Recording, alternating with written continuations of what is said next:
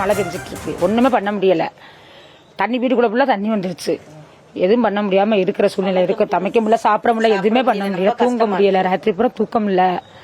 இதுக்கு ஒரு வழி பண்ணுங்க. 10 மணி ஆயிடுச்சு, இது வரைக்கும் ஆள் வந்து பார்க்க வரல, ஒருத்தர் வந்து என்ன ஏதுன்னு கேட்கல. ராமேஸ்வரத்தை எந்த காலமும் உள்ள தண்ணி நின்றதே இல்லை, இந்த காலமும் உள்ள தண்ணி நின்றுருக்கு. என்ன காரணம் தெரியல. கேட்டால் தண்ணி தோப்புக்குள்ளே இருந்து தண்ணி வரைஞ்சிடும். அப்போ அது ரீசன்னு தெரியல. காலகாலமாக தோப்புக்குள்ளே தண்ணி நிற்கும், எப்பவுமே தண்ணி நிற்கும், இங்கே தண்ணி கொஞ்சமாக நிற்கும். அந்த டைம் எல்லா பக்கமும் தண்ணி பெருகி போச்சு, சொல்ல முடியாத அளவுக்கு ஆகிப்போச்சு. நிற்க கூட பறக்க கூட இடம் இல்லாமல் இருக்குது. ஏதாச்சும் முடிவு தெரியும்.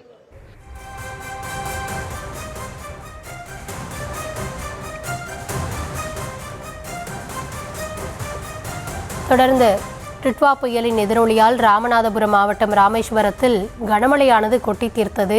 இதனால் அந்த பகுதியில் இருக்கக்கூடிய 200க்கும் மேற்பட்ட வீடுகள் நீரில் மூழ்கி இருக்கக்கூடிய காட்சிகளை பார்த்து வருகிறோம். களத்தகவல்களோடு இணைகிறார் எம்முடைய செய்தியாளர் பூபேஷ். தற்பொழுது மாந்தோப்பு பகுதியில் என்ன சூழல் அப்படின்றத பார்த்து கொண்டிருக்கிறோம். களத்தகவல்களை வழங்கலாம். வணக்கம். ராமேஸ்வரம் பகுதியில கடந்த 3 நாட்களா பெய்த மழையின் காரணமாக ராமேஸ்வரத்தை அடுத்த மாந்தோப்பு பகுதி முழுவதும் அந்த முழங்கால் அளவிற்கு மேலான மழை நீரானது தேங்கி இருக்கிறது. குறிப்பாக 200க்கும் மேற்பட்ட வீடுகள் அந்த பகுதியில் தத்தளிக்கக்கூடிய சூழல்ல மீட்பு நடவடிக்கைகளை துரிதப்படுத்த வேண்டும் என்ற கோரிக்கை வலுவாக எழுந்திருக்கிறது. மாங்காடு மட்டுமல்லாது அதனை சார்ந்திருக்கக்கூடிய வேர்க்கோடு உள்ளிட்ட பல்வேறு பகுதிகளிலும் மழைநீர் தேங்கி இருப்பதன் காரணமாக நகராட்சி நிர்வாகம் அதே போல சம்பந்தப்பட்ட அதிகாரிகள் இங்கு வந்து பார்வையிட்டு உடனடியாக அந்த மீட்பு நடவடிக்கைகளை துரிதப்படுத்த வேண்டும் என்ற கோரிக்கை எழுந்துள்ளது. அத்தியாவசிய பொருட்களான பால், மருந்து உள்ளிட்டவை கூட கிடைக்க சிரமப்படுவதாகவும் உணவு சமைக்க முடியாமலும் தவிப்பதாக அந்த பகுதியைச் சேர்ந்த வேதனை தெரிவித்துள்ளனர் குறிப்பிடத்தக்கது.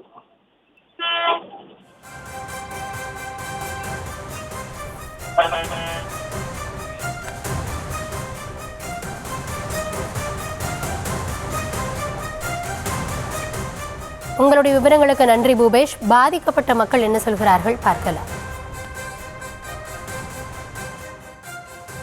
3 நாளா நாங்க தண்ணிக்குள்ள கிடக்கோம், எங்களுக்கு எந்த இதுவும் வேணாம், எங்களுக்கு தண்ணி எடுத்தா போதும்.